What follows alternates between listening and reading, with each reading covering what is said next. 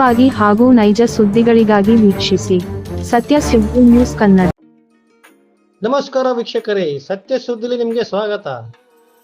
ಹರಿಹರ ನಗರದಲ್ಲಿ ಇಂದು ನಗರದ ಪೊಲೀಸ್ ಠಾಣೆ ವತಿಯಿಂದ ಪ್ರತಿ ವರ್ಷದಂತೆ ಈ ವರ್ಷವೂ ಸಹ ದಿನಾಂಕ 27 ಆಗಸ್ಟ್ 2025 ರಂದು ನಡೆಯಲಿರುವ ಗೌರಿ ಗಣೇಶ್ ಹಬ್ಬ ಹಾಗೂ ದಿನಾಂಕ 5 ಸೆಪ್ಟೆಂಬರ್ 2025 ರಂದು ನಡೆಯಲಿರುವ ಈದ್ ಮಿಲಾದ್ ಹಬ್ಬ ಹಾಗೂ ಸೆಪ್ಟೆಂಬರ್ 8 ರಂದು ನಡೆಯಲಿರುವ ಮ್ಯಾರಿ ಜಾತ್ರೆ ಪ್ರಯುಕ್ತ ನಗರದ ಪ್ರಮುಖ ರಸ್ತೆಗಳಲ್ಲಿ ಪಥಸಂಚಲನ ನಡೆಸಿದ್ದರು.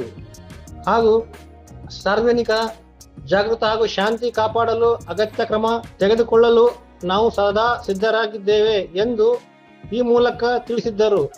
ಆರಕ್ಷಕ ನಿರೀಕ್ಷಕರಾದ RF ದೇಸಾಯಿ ಹಾಗೂ ಸಬ್ ಇನ್ಸ್ಪೆಕ್ಟರ್ ಆದ ಸಿರಿಪತಿ ಗಿನ್ನಿ ಇವರು ಮುಂದಾಳತ್ವ ವಹಿಸಿದ್ದರು. ಹಾಗೂ ನಗರ ಠಾಣೆಯ ಎಲ್ಲಾ ಸಿಬ್ಬಂದಿಗಳು ಪಥ ಸಂಚಲನದಲ್ಲಿ ಭಾಗಿಯಾಗಿದ್ದರು.